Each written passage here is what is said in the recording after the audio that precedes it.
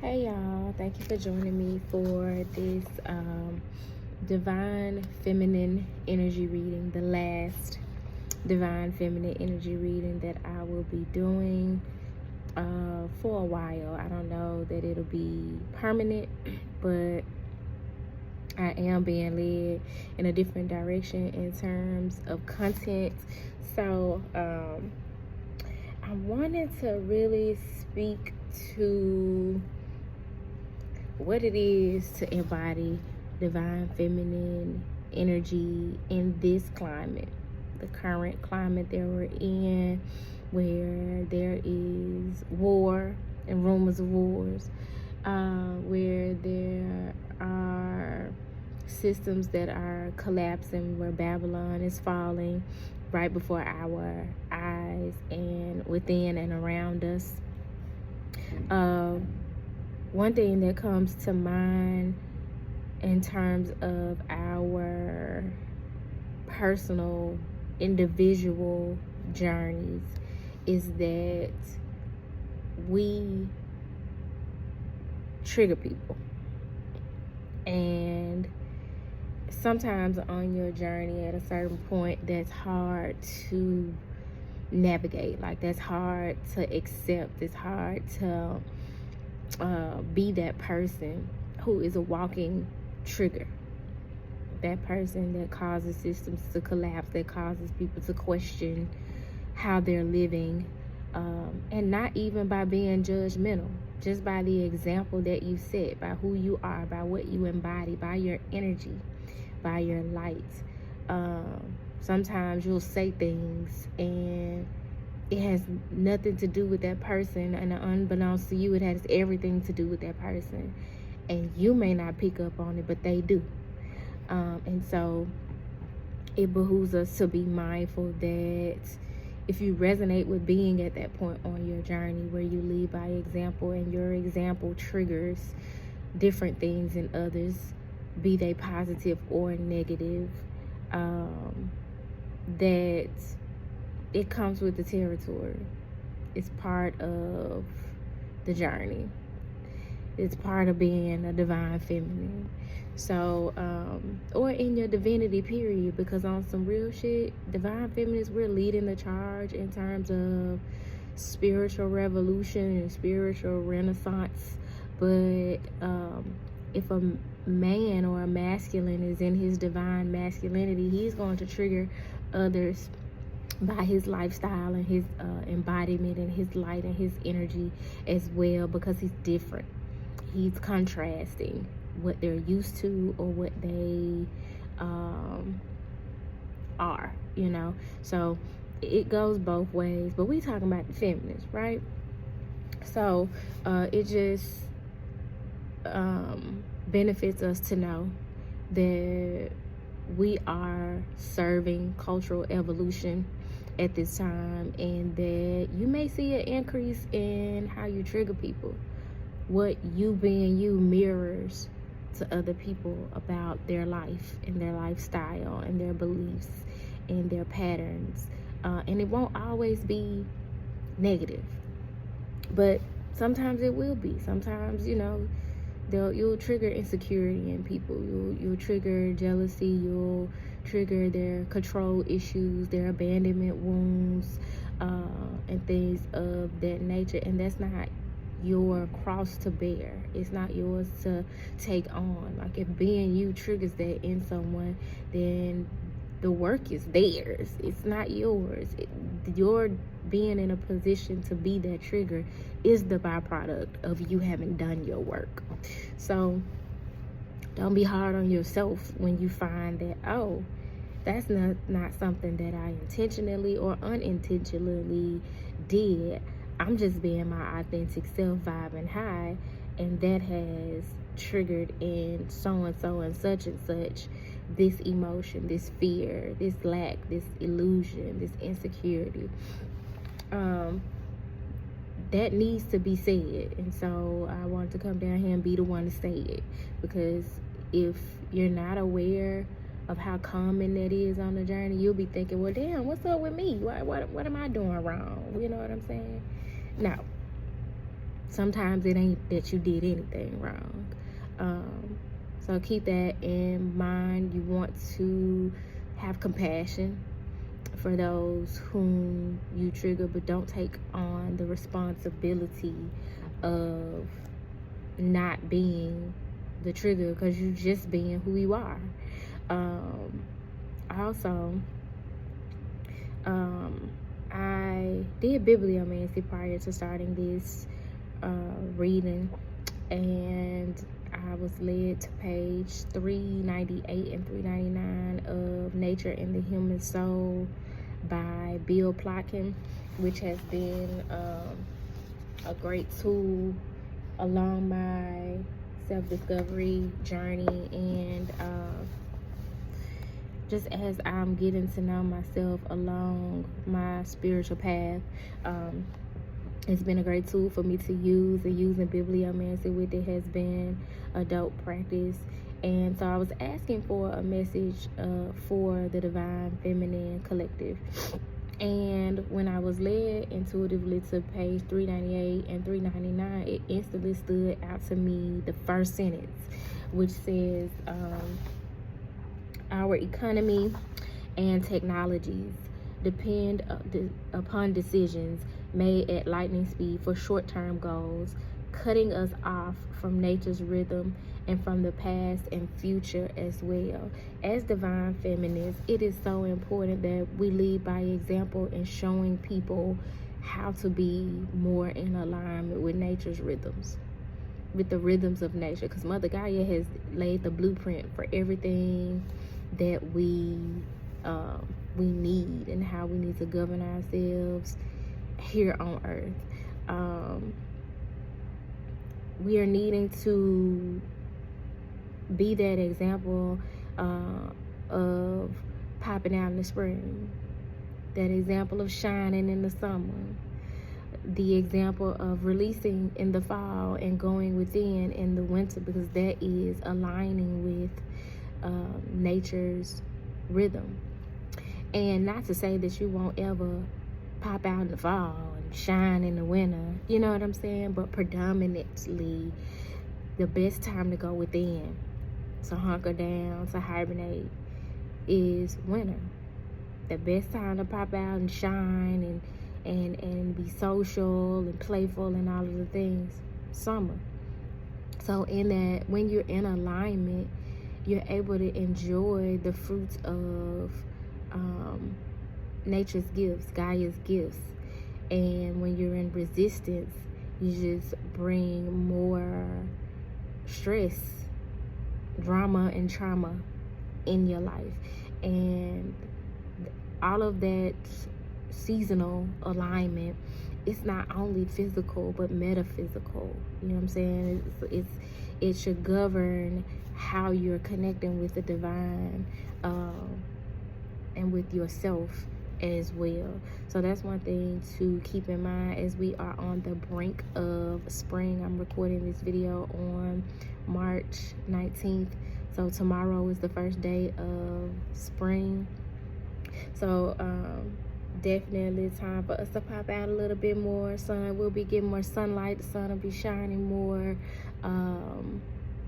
Of course, with spring comes rain, but that's purifying.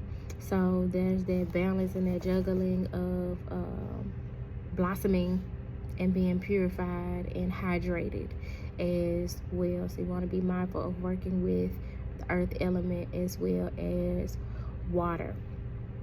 Also in this book, it really speaks to like the message where I was talking about Babylon falling and the wars and all of that. But this book was written in 2008, and this passage, a certain passage here, is talking about uranium and nuclear war. We're literally in the midst of a nuclear renaissance. So it says here, Joanne's deep time work began in the 1980s with the Nuclear Guardianship Project, a network of citizen groups monitoring the inconceivably deadly byproducts of nuclear technology. At that time, she and her colleagues were confronting the mind-boggling span of 250,000 years, the time it takes for plutonium to decay. More recently, they have been looking at depleted uranium, which is deadly far longer. I was just seeing in the news where this war is the war that we're seeing in the Middle East is all about uranium, trying to access and control what is being done with uranium. It will not take you long. It will not be hard for you to find headlines these days. And I don't even watch the news or read the paper. And just in passing, I've seen it. Headlines about uranium. Again, this book was written in 2008. And she's talking about a project to protect, to guard nuclear sources and energy in 1980. So this stuff ain't nothing new, y'all. It ain't nothing new, but it behooves us as divine feminists to know what part we play as this is concerned. So it says, because of uranium, our karma extends into the future 4.5 billion years, which is mythic by its very nature, but it's the assumed age of Earth. We've manufactured munitions that are lethal that long, and the U.S. administration insists upon making even more of the military advantage, even if they kill and mutate our own troops. They're making weapons with uranium. And the use of this nuclear power source is deadly, but they don't care. And instead, they're marketing it to us, the collective, the public, society, as, oh, we're trying to protect you from it because it has such deadly properties, and it has such far-reaching byproducts. It's going to affect the collective for years to come. Your health will decline, and it'll be embedded in the trees, the grass, the air for millions of years. But you're using it to power AI power centers. And it's so funny because I was at a school subbing yesterday, and just walking to the office, I heard a young lady break down how AI power centers are polluting environments, displacing animals because they have to use deforestation in order to clear the land to build the power centers. And I don't mind butting in people's conversation when it's something I find interesting. And I was like, yo, I just went down that rabbit hole of like learning what the implications of AI on the environment and what the power centers are made of and how they go about doing it and all of that. And I was like, you're right. And I was like, I'm happy to hear you talking about it. She was like, yeah, it's leading to, the long-term effects are depopulation.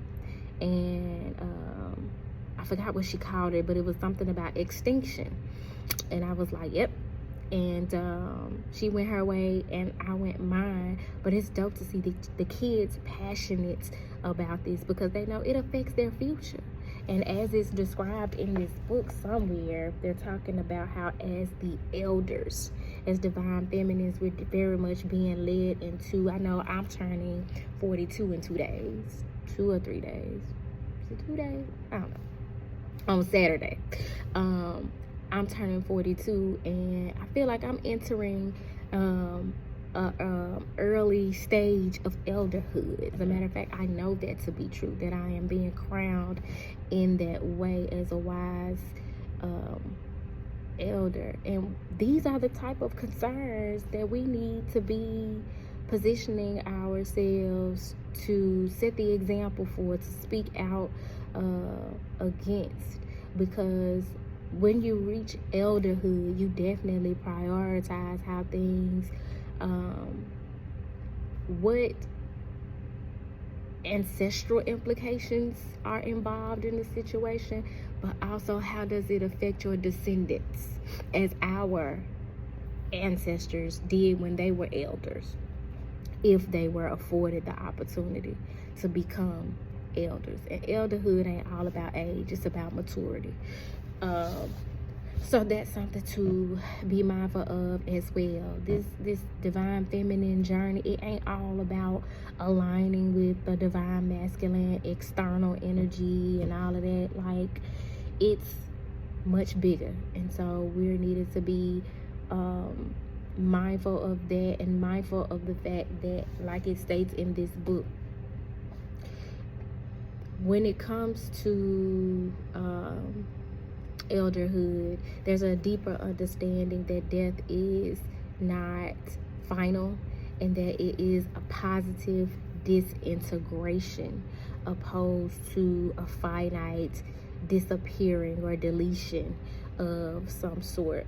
So I wrote some things in my notes about how death requires, or positive disintegration requires, a collective descent into our inescapable grief and despair over the real possibility of our self-inflicted extinction. A descent that empowers our will to act and our capacity to respond imaginatively and effectively. So there's that childhood imagination that always needs to be in place. But when you go through a death cycle, when you go through an internal death, or as we are going through a collective death, it's intentional that we face our inescapable grief and despair, and that we see where much of it is self-inflicted, so that that part of us can transition, can transcend, and that's going on again collectively as well as individually. And as divine feminines, when we've had that experience, it's our responsibility to be that example and that support to others who are going through the same thing, because they may not understand it at first. It may be detrimental to them at first until you help them get an understanding by way of your wisdom and your compassion. Not everybody deserves that from you. Not everybody's going to align with it. Not everybody's going to appreciate it. So it requires discernment as well as you help people through their death cycles, through their positive disintegration. So know that on a grander scale, the collective is going through a nuclear renaissance where there's been more increasing emphasis on uranium because it powers AI centers. And on one hand, they telling you to send your babies off to war, send the men off to war, join the draft or whatever, to help protect us from uranium, when it's the very thing that they're using to distract us, to get all of our information by way of AI, to dumb us down so that the artificial intelligence can dumb down our human and spiritual intelligence. Y'all, stay woke. Stay woke. So I hope the message found you well. If it did not find you well, I hope that it leaves you well. I know that this is a different message from what you're used to. Me talking about the divine masculines and what they got going on and how they feeling and what they doing and all of that. But clearly we got bigger fish to fry. But until next time, y'all. Oh, check out the daily devotionals. Until today, I've been doing a daily devotional every day. I think the longest one may have been like 8 minutes. So they're ranging from like 4 to 8 minutes every morning, premiering at 9 o'clock, to help you just take time out to devote some time to going within every day, connecting with the divine within yourself, and helping to shift and change your consciousness. But yeah, y'all, until next time, peace.